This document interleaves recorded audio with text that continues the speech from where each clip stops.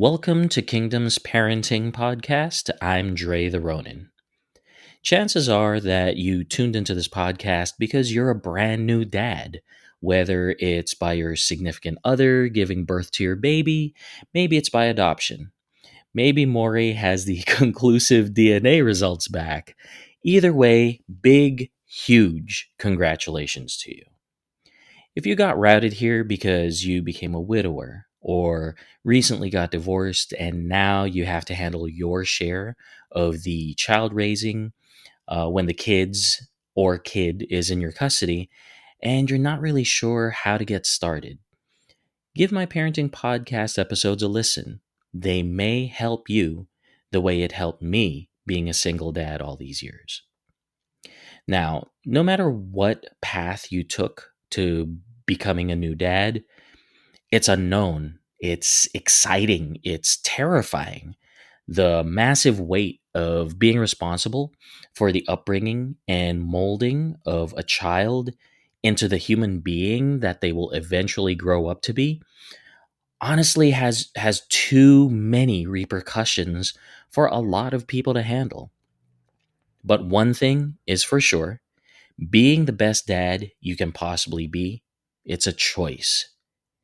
If you can't picture yourself saying hello when a 1 year old hands you a toy phone, sorry to say, but you're not ready to be a dad. If you can't see yourself wearing a miniature tiara and a lavender tutu and sipping imaginary tea, holding a teacup with your pinky raised, sitting down with a rainbow unicorn and other plushies, then you're not ready to be a dad. You have to make the decision in your mind at this moment that you want to be the best dad for your child. You have to want to be that person. Some people do, but just don't know where to begin, and I want to be there to help you out. Now, I'm going to go ahead and quote Frank Pittman here for a second, and it goes, "The guys who fear becoming fathers don't understand that fathering is not something perfect men do, but something that perfects the man. The end product of child raising is not the child, but the parent." End quote. So don't put all this unnecessary pressure on yourself to try to be the perfect dad. We're all going to make mistakes. I've made mistakes all these years. And the most important thing here is just to learn from them, to accept that you're flawed. There is no perfect book or perfect outline to become the best parent possible. We all have our different paths here. And any man can be a father, but it takes someone truly exceptional to be a dad. Now, when kids are growing up, and I'm talking about before they get their hands on smart devices like iPads or smartphones and delve into social media, when kids are growing up, and I would say maybe the ages of when they're newborn up to probably about when they're 4, they believe that everything that is happening to them and around them, the circumstances that they're in, the privilege or the lack thereof, is normal for every kid their age. Everything that they see around them is normal. They believe that all parents, including theirs, have the built in knowledge of how to properly be a parent. And we all know the painful truth that it definitely is not. So, with that being said, be very mindful of what you are exposing to your child at a very young age. And again, I'm talking about, the ages of being a newborn up to probably about 4 or 5 years old, the formative years, because their brains are like sponges. And although they're not expressing themselves through speech, they are absorbing everything that they see and everything that they hear. And it inherently becomes part of who they are when they get older. Their emotions are also being developed from what they are experiencing. And although they may not necessarily know how to express their emotions, So again, be very mindful of what you do around them. The absolute worst thing you can possibly say is, they're too young to understand what's going on anyway. They will be finding themselves in therapy sessions 20 years later. So just be very careful about that. Now, the first key to being the best dad you can be, love them. It seems simple enough as a concept. Love them. I'm talking about loving absolutely everything about your child, from their big eyes and chubby cheeks and the way that they laugh, to their sticky necks and their smelly feet and their devastating room clearing poops. Everything. All right? Absolutely love everything about them. Toss out the whole toxic masculinity concept of dads not being able to tell their sons, who happens to be another male, that he loves them. Toss that out. Tell them that you love them. Don't only love them when they accomplish something that makes you proud, because more often than not, they will need to hear those words from you, that you love them, especially at their lowest points, when they fail or when they feel like a failure. That's when they actually need to hear it the most. Encourage them. Encourage your child. It takes years upon years to build their confidence until it becomes natural. Encourage your child to do their best in everything that they do. Even if they fail, emphasize what they have learned from their mistakes so that they can do better next time rather than punishing them for failing.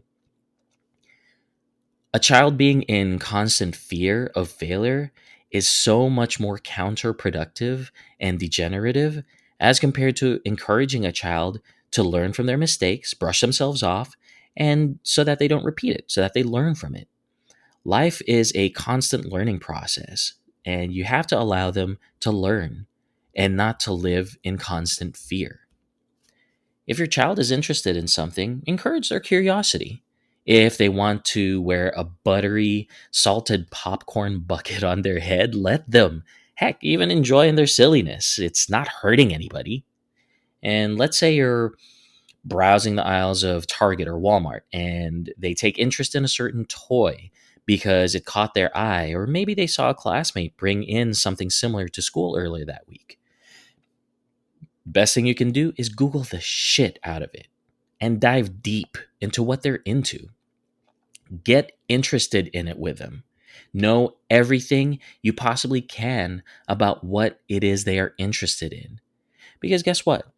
If you're not there as their beacon of information, they will eventually do the research themselves. They might find that from friends. They might use the computer themselves. They might Google it themselves. And honestly, it can lead down a path that may not be healthy for them. So you're the parent. You have to be there to guide them properly. Right? My daughter used to ask me, why? Why?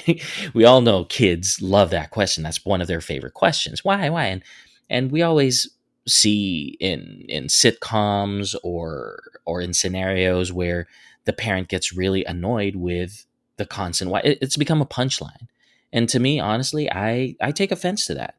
My daughter used to ask me why all the time, and I loved taking the time to provide her with knowledge of what I knew about what she was asking about.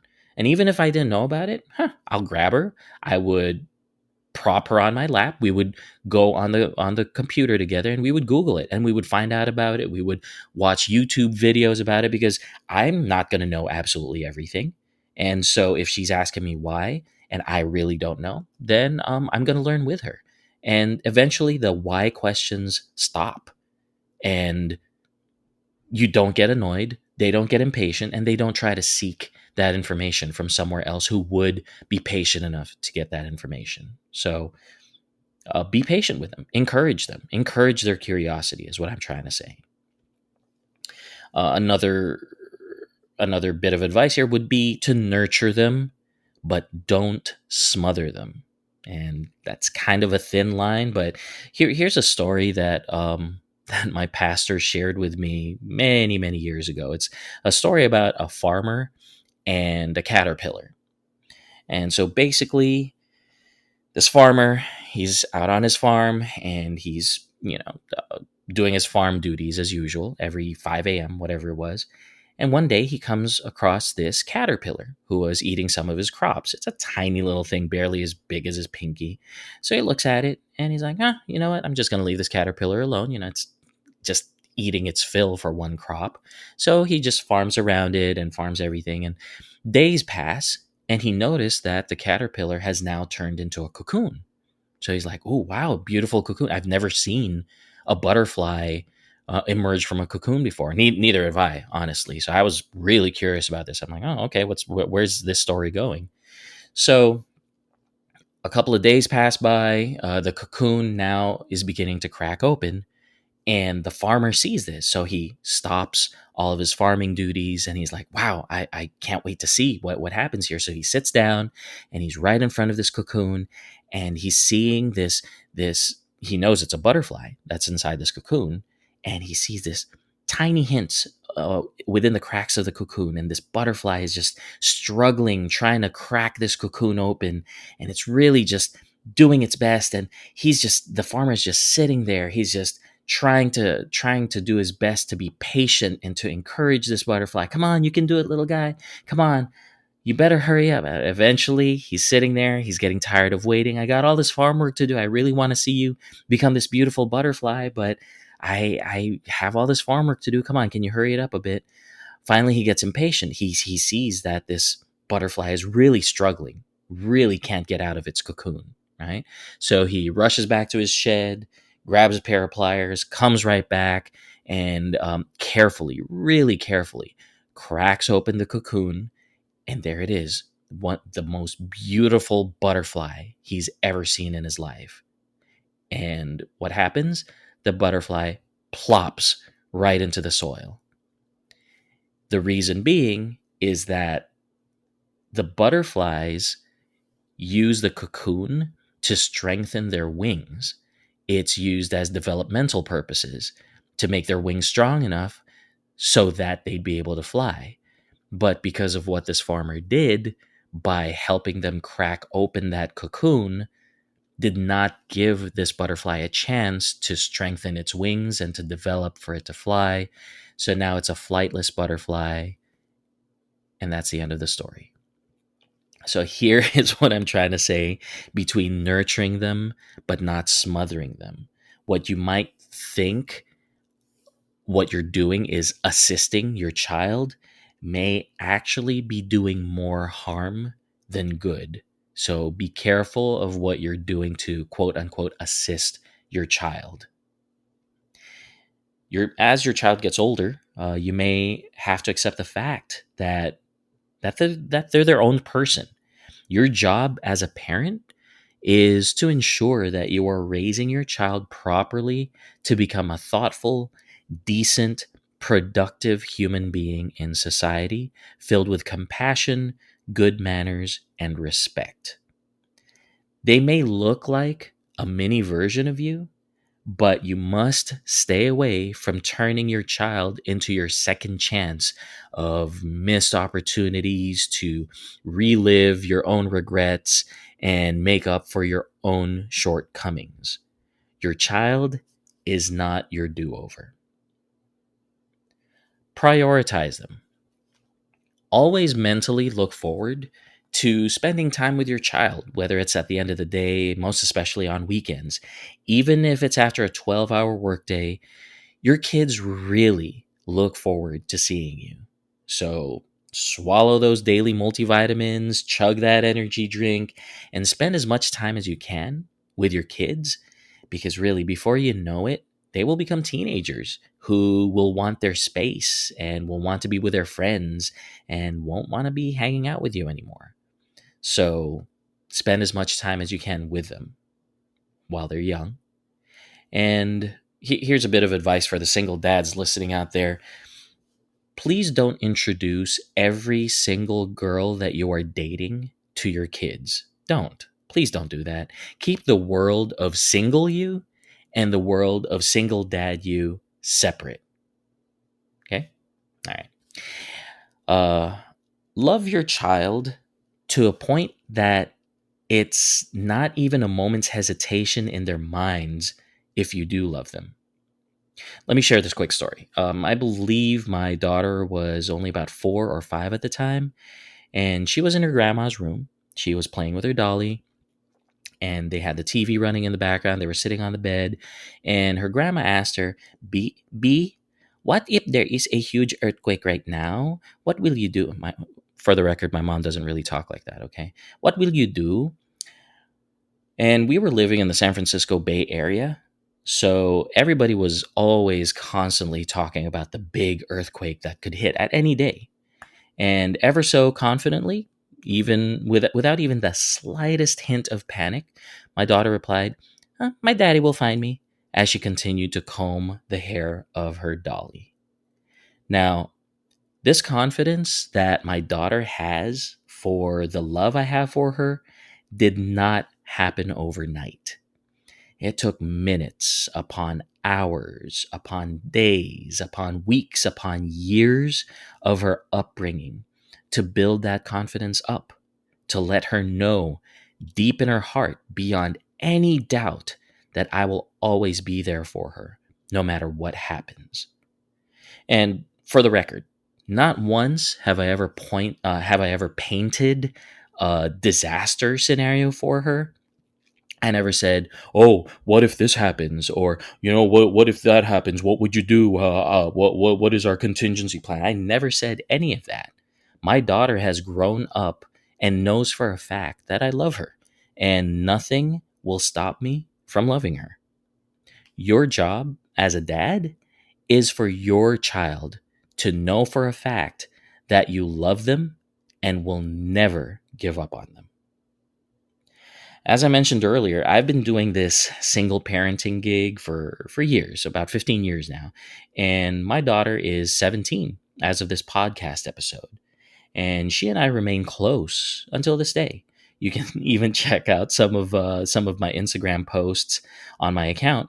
But everything that I mention on this podcast, as well as future parenting theme podcasts, are actually excerpts from my book entitled 11 Simple Keys to Being the Best Dad You Can Be. And it is available on Amazon.